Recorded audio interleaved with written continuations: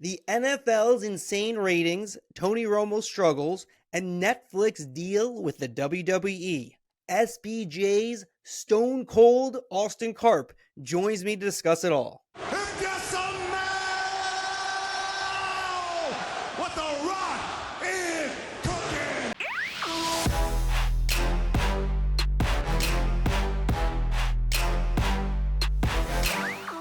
And we're back, the Marchand and Ourand Sports Media Podcast. I'm Andrew Marchand.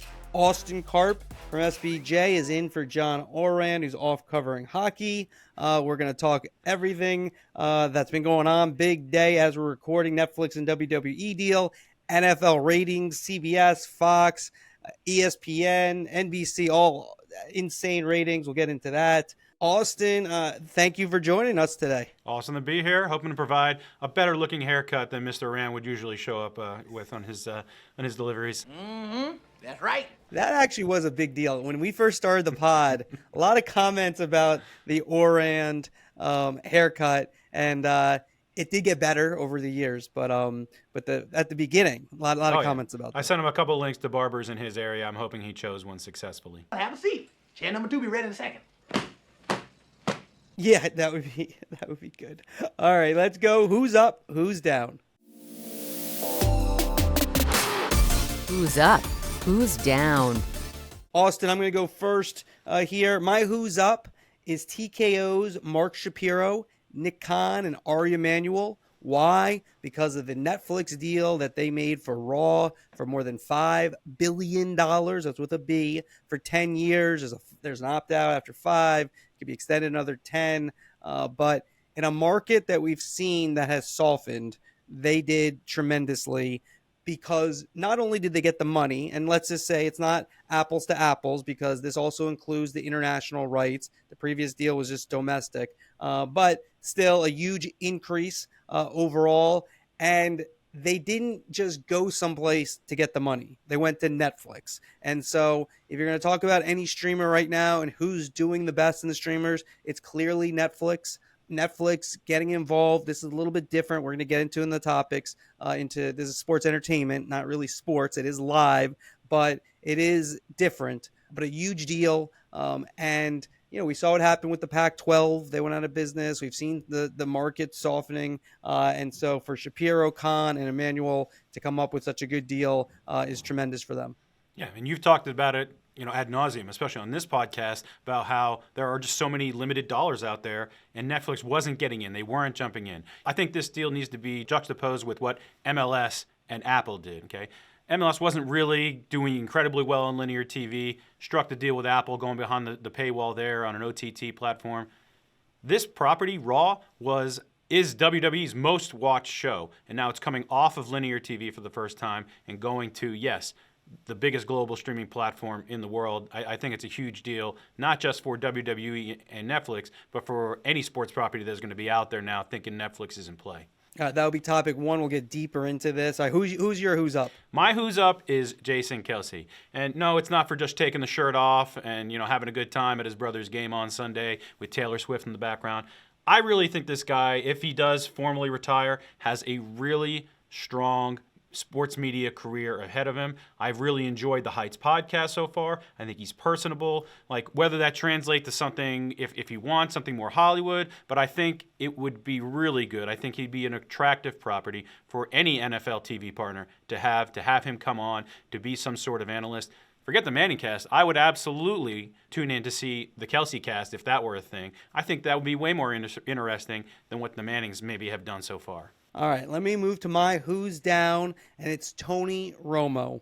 I could put Jim Nantz in there as well with Romo because that tandem has not clicked. They've had 2 playoff games. Neither has gone great. I'm taking Nantz out because he did have a good call at the end of the game on the missed field goal by the Bills. But Romo, it's going to be a big couple of weeks here. He's got the championship game this weekend and the Super Bowl, and there's just the broadcast is choppy. Romo's points are not as cogent as they once were. A lot of throwing out a stat and then saying some kind of gibberish. It doesn't really work. And then the chemistry between him and Nantz is not really there. They don't play off each other well, even if they say each other's names 1,000 times. And then they're bringing in, everyone else. Every second there's, Gene Steratore being brought in. Got Jay Feely from the sideline. Tracy Wolfson, of course, also on the sideline. And so it's been a very busy broadcast, and it's something to watch the next couple of weeks. So my who's down, Tony Romo. I got to admit, that fourth quarter was kind of a tough watch there at the end, watching the end of that Chiefs-Bills game. So I agree with you on that front. Andrew, my down is Barstool Sports. Why? Because Erica Ayers-Baden is out now as CEO. I always kind of considered her really the adult in the room as far as planning out their future and what they were going to do. Now, Barstool, they didn't make it as a betting brand. It was sold back to Portnoy for $1 because Penn Entertainment just didn't see the value anymore. Went with ESPN. They're getting away from that bowl sponsorship they have. Heck, this last year they had to team up with the CW to broadcast it because just showing it on Barstool I don't think was an incredible success. The one thing that they really do have going for them still is the power of Part of My Take as a podcast. Biggest sports podcast out there in terms of listenership. And if you look across all podcasts, the top 20 or so, it's the only sports podcast in that ranking. So it does have a lot of traction. I just wonder about whether we've seen the zenith of Barstool Sports as a brand. I mean, they seem to have a very loyal audience. So, how you monetize that, et cetera. They just did a deal with Rumble after they had some issues with YouTube. Look, they're controversial. They've done well in terms of selling themselves and then getting the company back. And Dave Portnoy, I do think he's very popular. I mean, his pizza review is very popular. And I do think they have a following. Now, I think, the issue for most media companies, can they create new stars, right? You talked about PMT. Obviously, those are stars. Their main guys are still there. But, can they build that next generation so they keep growing and they keep saying young and hip? So, I don't know. I don't know if I would necessarily bet against them, really. They had Call Me Daddy. They lost that property. And, the Rumble thing you brought up, I thought was interesting. I'm like, this is where they're ending up. This is where they're going to be taking, some of their broadcasts. It just didn't feel like a brand that's on the rise striking a deal with Rumble. That's fair. All right, let's go to the topics. And our first one is the Netflix WWE deal. Let me start with you. When you first heard it, your reaction was wow. Netflix is finally taking the plunge. And then my second reaction was, oh, this is a pretty sweet deal for WWE. It makes a lot of sense domestically. It makes even more sense globally, given the reach that Netflix has, given the reach that the WWE already has, and that they want to grow more in areas outside of the U.S., Latin America, and Canada. I think it's a big win for those two sides, as well as, like we talked about, that game of musical chairs. Is Netflix now going to be one of those people at the table for sports properties as those rights come up? The big thing to me is this. So it is a landmark move. Mark Shapiro, who I mentioned earlier, he mentioned it in the same vein as ESPN getting the NFL in '87, then Fox and Rupert Murdoch in the early '90s, taking the NFC package away from CBS. And then when you talk about sports television history, this will be another one. Maybe. Okay. I don't know if it's exactly the same thing, because I do think when you look at WWE and you look what Netflix does and why it might make more sense for them than regular sports that are games and live events, it's 52 weeks. So it's kind of like a TV series, right? It's a TV show. The outcomes are predetermined. And so, yes, it's athletics and these guys are all athletes, but it's different than regular sports. It's more, you can just rely on the storylines. Obviously, they have to do a good job in writing them, etc., but you can rely on that. If I'm Netflix and I'm in my board meetings and I'm talking about it, I think you're creating more of a Stranger Things type of thing. Mm-hmm. Now, it's a lot of money. It is live. They haven't really done much live. But that kind of brings me to topic 2, as well. We can still talk topic 1, but just move it into it. To me, my big takeaway, this points to Amazon even more so getting the NBA, because I think Amazon, could have been involved in this WWE deal. And I think it points less that the NBA is going to end up with Netflix, because I just don't think if they're going to make this big bet on WWE, I'm not sure if they're just going to right away make a huge bet on the NBA. So I think it's a little counterintuitive. This is Netflix, yes, getting into sports, but how far into sports are they getting? No, I agree that the 52-week-a-year thing is huge. It's regular, and it prevents one of the biggest things we talk about, churn from these streaming platforms. We talked a lot about it with the Peacock game. because Peacock has traditionally had one of the biggest churn rates. This was a one-off game this year. How many people signed up and how many people are going to leave?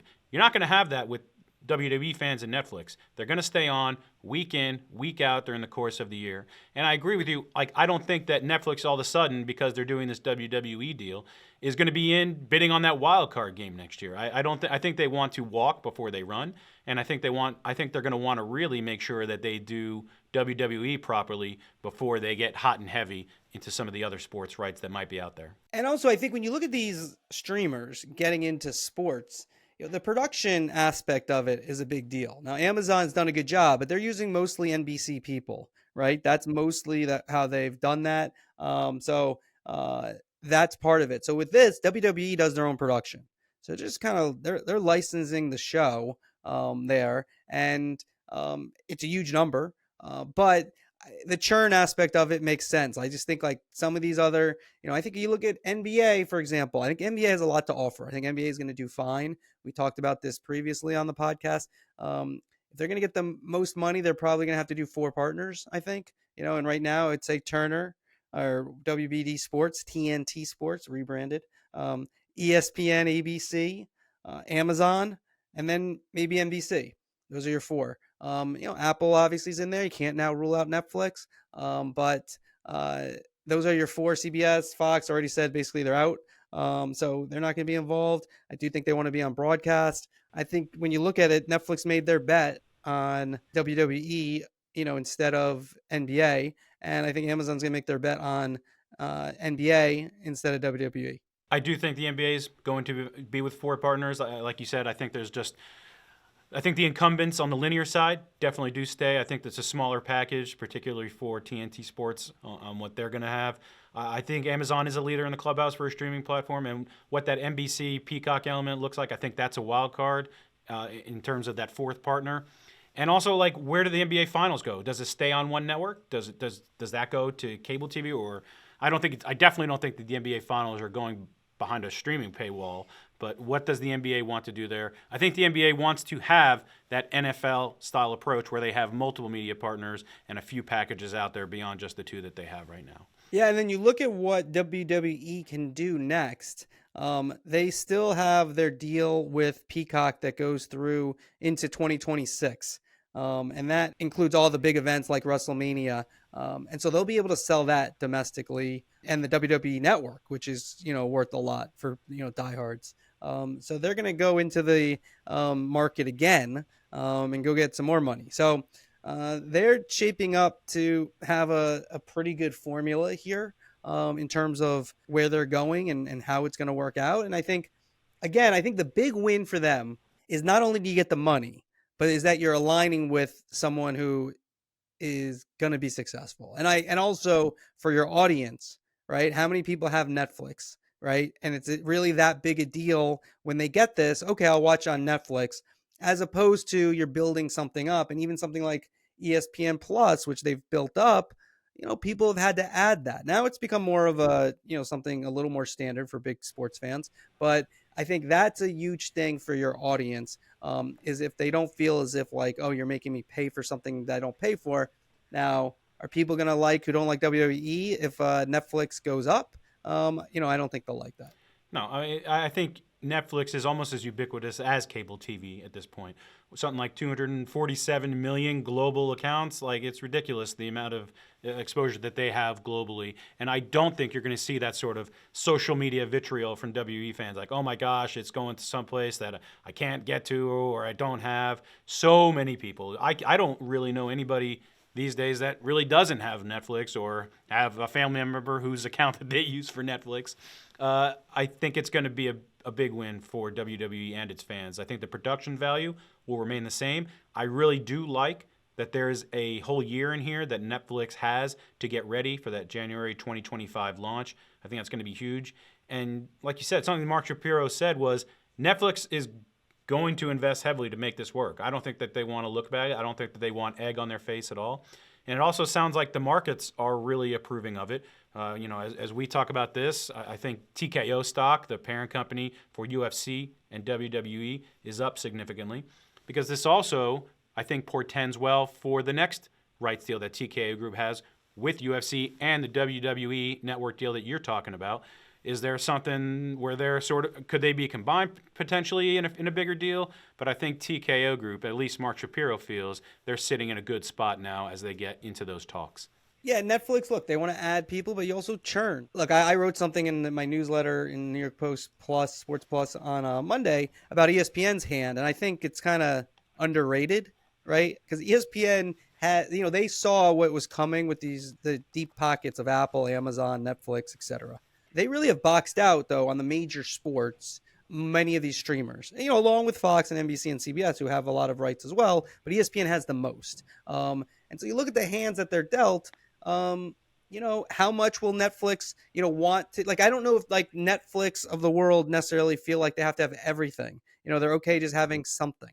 When you look at what ESPN's done is, if you're a sports fan, when they go to direct to consumer next year, at probably the latest, maybe at the end of this year at the earliest, I think when you look at what ESPN has done, you're gonna have to have it, right, in some form, is either cable or direct to consumer, because they just have too much stuff if you're a sports fan. And I think the thing that you want to get to a point, and this is where Netflix has gotten to, even without WWE, is where people, like you just said, aren't really thinking about it. You just have Netflix. Somebody in your family has to have Netflix, but that's still, though, you still do think WWE is a good bet because it is a little bit more reliable than you're trying to make the next Stranger Things. It's not as easy as people think, and discoverability they do a good job with. I think Apple probably has done a better job in terms of producing some really good shows, but I think that for whatever reason it's a little bit more difficult to find them. Netflix is getting an incredibly loyal fan base, like you alluded to. Week in and week out, you look at the top of the most watched shows on cable, it's Raw, it's SmackDown, and if WWE having that sort of comfort level, taking it off the winners list like that and moving over to a streaming platform, I think it also gives some ease to Disney and ESPN when they're going to want to, like you said, take it off, move it to direct-to-consumer. I think that's the way we're going, and I do agree with you that I think it's all going to be happening sooner rather than the end of the timeline that a lot of people have talked about. All right, let's move to the NFL. I talked about Romo earlier, but let's start with the ratings, Austin, because you are the man, the myth, the legend, Karp's Corner. Mini Karp's Corner. Tell me about these ratings. Let's just go down one by one. The most impressive number from the weekend in your mind? The most impressive number was easily that Chiefs-Bills thriller on CBS. Moving into prime time, I think was a great idea a couple of years ago, where the NFL took divisional weekend, that Sunday. It used to be 1 and 4:30. It's now more reflective of championship weekend with the 3 o'clock and the 6:30. And it really paid off for that late window Bills-Chiefs. Over 50 million viewers, 50.4 million viewers. That is an AFC, NFC championship type number. It's better than 3 of the last 5 AFC championships. It's better than all 5 of the last NFC championships numbers. It's a huge, huge win for CBS, for the NFL, which has the rating trend has just continued to go. 3 of the 4 windows in the divisional round were up, and even ESPN, ABC had the simulcast on that. Even though it was down year over year compared to that window just a little bit, it still, they're saying, was ESPN's most watched game ever, albeit with ABC simulcast contributing a big chunk of that audience. Fox also big on Saturday night, got a really nice number there, and NBC did well. Everyone's just rolling along, and you're wondering, did the NFL do anything wrong and maybe cutting on that longer rights deal? Should they have put maybe an earlier look in? I mean, obviously, hindsight 2020. They do have an opt-out, right? They have an opt-out, I think, 7 years 7 in. years, Or 7 or 8, and getting back to that WWE deal, you said, important to note the opt-out after 5 in case it isn't working for either side. The NFL viewership this season, regular and postseason, just a win so far for everybody. The NFL is just they're like a steamroller. There's never stopping. Printing money. Printing money. All right, let's talk about the broadcasts. Look, Nantz and Romo are going to be the ones that everyone's looking at next couple of weeks because, they have the Super Bowl. When you're a Super Bowl team, that's the year that, you're the most important broadcast. Last year we had the storyline was Buck and Aikman leaving, Burkhardt and Olsen coming in. They had, I think, the highest rated Super Bowl ever, right? Mm-hmm. It took them a couple months, but come May. Yeah, it took a couple of months. But they had the highest rated Super Bowl ever. Yeah, they found some viewers in Georgia, and they were able to, declare that as a win, as the most watched Super Bowl. Fair is fair. It This was is a non-political podcast. It was a coding error by Nielsen, but Fox did deliver last year the most watched Super Bowl on record. Couple of things. So on the Romo Nantz, did you watch that game, and what did you think of their broadcast? It was almost cringeworthy at times listening to Romo. I think he has really lost whatever mojo he started with. And like you said earlier, there is just this, they're not there. They're not in sync at all, like you see almost every time with Buck and Aikman. I'm just not feeling it with Nantz and Romo. Granted, I also watch a lot more on the NFC side, so I only see Nantz and Romo, maybe half a dozen times a season. I'm not feeling that Romo is becoming. What's his personality quirk? Wait, hold on a second. You watch more on the NFC side? What's that about? I'm a Giants fan, so a lot on the NFC side. Right. But when I do Fair watch, enough. Romo, I feel bad for you. going to continue to watch. That's what we do. We're fans. We continue to tune in, even with the pain. There you go. All right. Last year was all right. But yeah, I don't know. They have to develop. The rapport is getting worse and not better, I feel. And that's not what you want to see, especially given the money that he got a couple of years ago. Yeah, a couple of things. So yeah, the Romo part of it. Nantz, like they make a lot of mistakes too. Like they kind of make calls where like they say it's caught or they're confused. I mean, the one that really stuck out was the fake punt when Sean McDermott called that with DeMar Hamlin. It could have been an amazing story considering his backstory, and then they didn't get it. And it ended up not being as big a deal because of the fumble on the ensuing drive that went through the end zone. But that was like the biggest call of the year. And when you listen to that call, it didn't hit the moment in any way. And then they called in Jay Feely, which I can understand. He's a kicker. There's a punt situation, but they called in him to kind of help out with the call. And they weren't on top of it as you'd like them to be on that. And there's something a lot going on there. It's kind of all over the place a little bit. I know CBS is trying to make it work. They're trying hard to figure out ways to enhance it, but it's a struggle right now. It's the next 2 weeks, or next really 3 weeks. It's gonna be something to watch. The Romo Nantz combination. Even more high profile games than that one. Especially, I think that. AFC Championship is going to be a huge audience, even though it's in the afternoon window. You still got all the Chiefs stuff. You still got the Taylor Swift effect. And, I used to, earlier in the season, I really didn't think there was much to it, but I really do think as we keep getting down the road with the Chiefs, there is more to the Taylor Swift thing.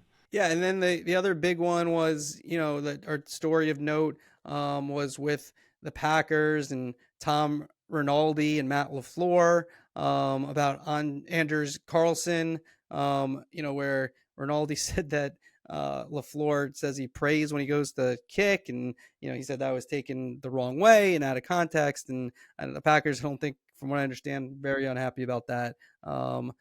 Which I could see, like, I kind of doubt a coach would say that in that regard to a reporter, even if it's one of these background sessions. So that was kind of surprising. I think you could see him saying it like, a normal thing when a kicker goes out there. I pray because, you never know kickers.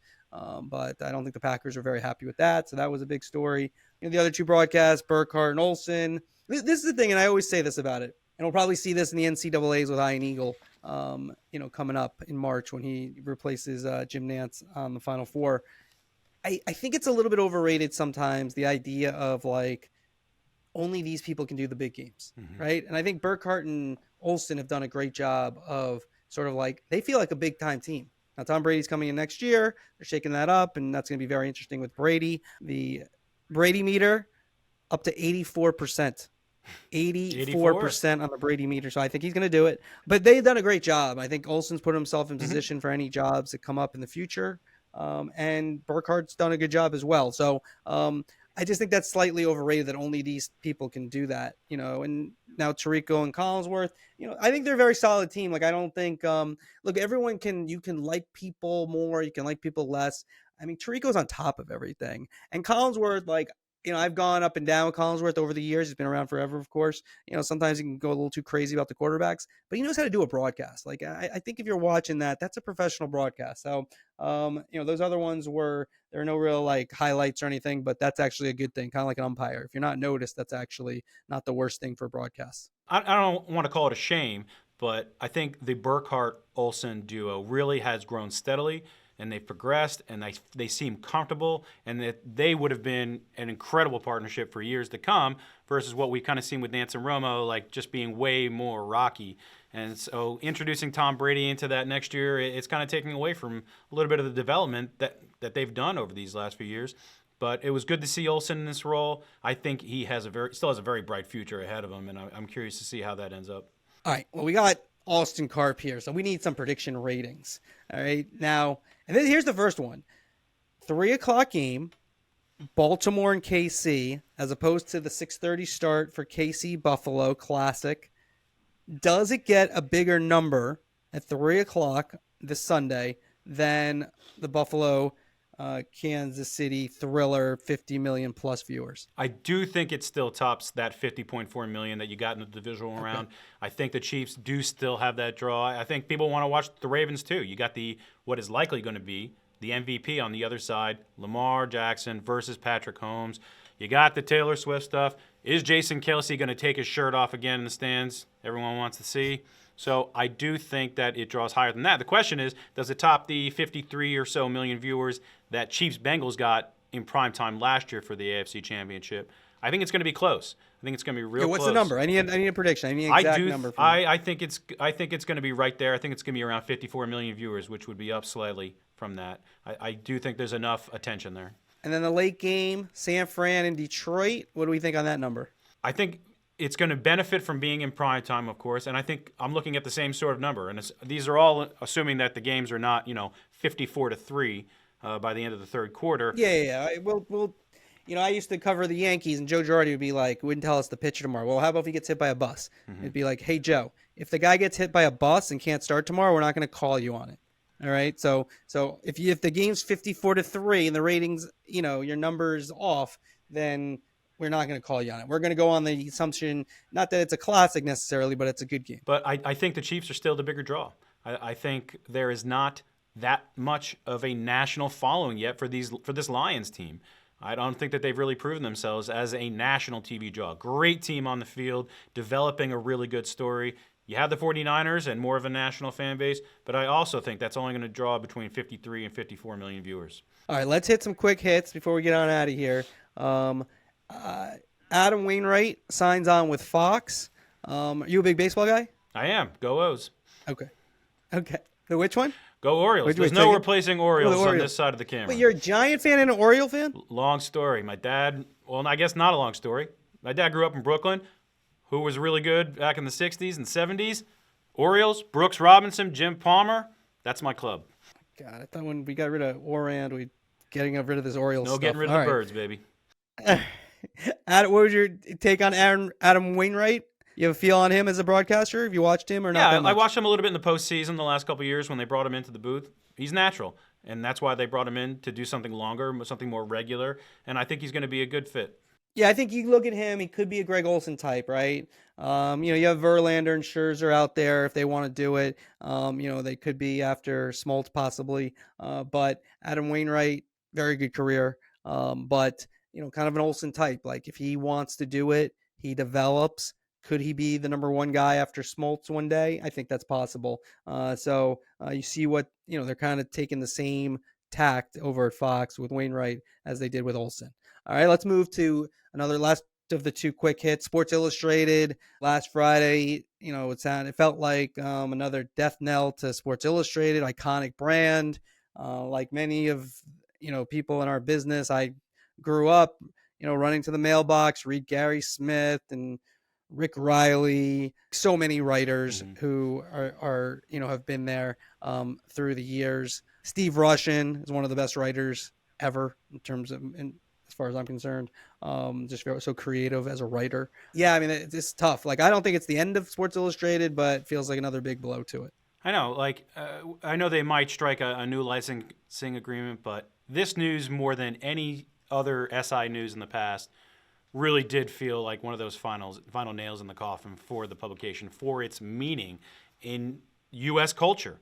It is the closest thing, I think, on sports to what happened to Blockbuster or what happened to Kodak, these venerable brands out there in U.S. culture just not making the right decisions, not adapting to the times, and falling by the wayside. And all we are left with is stories from our childhood about the time we spent with that brand. Austin, final topic, NHL ratings. Your ratings guru, what do you got for us? I think they're still riding the really strong lift that they saw at the beginning of the season, all that interest around Connor Bedard. And if you're Gary Bettman, you were then very not happy to see him taken off and out for a little bit with an injury. I think you want to see him come back, shown on some more national broadcasts. But regardless, TNT, ESPN, up big, even with the least watched Winter Classic on record on TNT this year, even with a simulcast on True TV. But they're up big. Fewer telecasts this year during the first half of the season. I think that's helping a little bit with the numbers, but they're going into the back half strong here and heading into All-Star Weekend next week. Yeah, and that's something just to bring in as we end up here, like that kind of put a bow on this. I think with WWE is something interesting for Netflix is that, now look, it's not so easy for them to create new stars, right? They still have The Rock out there. They still have a lot of the old stars, but they can bring them back, right? NBA can't bring back Michael Jordan.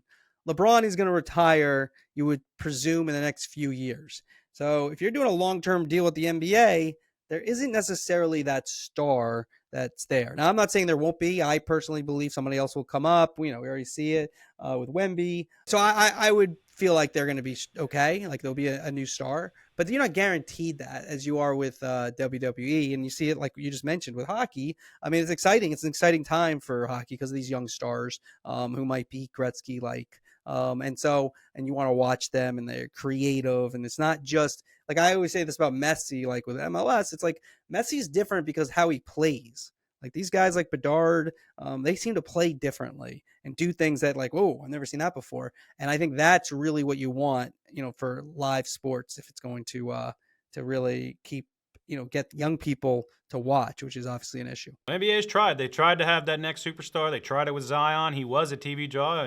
Can he stay on the court for longer than 6 or 7 minutes, during the course of a season? Ja Morant, you thought that he might be that sort of draw. I mean, him being in Memphis doesn't help, but I mean, LeBron was able to do that at Cleveland. If you're that big of a star, you'll be okay, in the NBA with the national TV packages. But, yeah, I don't really see that natural heir apparent to Steph Curry, to LeBron James, a little bit of KD in there in terms of being a marquee TV draw type of name. I don't think that the guys in Boston, Jaylen Brown and them have really developed into a draw. I don't think Joel Embiid has developed into that sort of draw. So, yeah, somebody's going to have to really step up and be a marketable TV name for the NBA. 100%. All right, Austin, you nailed it, man. You did a great job. Marchand and Karp sounds pretty good. It is still Marchand and Ourand, figuring everything out. I think the A team is being pitched as a name here. Great job by you. Appreciate you joining. As always, want to say thank you very, very much to the master of the board, Chris Mason, and the man who puts it all together, E.C. Wyatt. They've done a great job with this podcast since we started. And so I want to thank them. And so thanks for listening, everybody.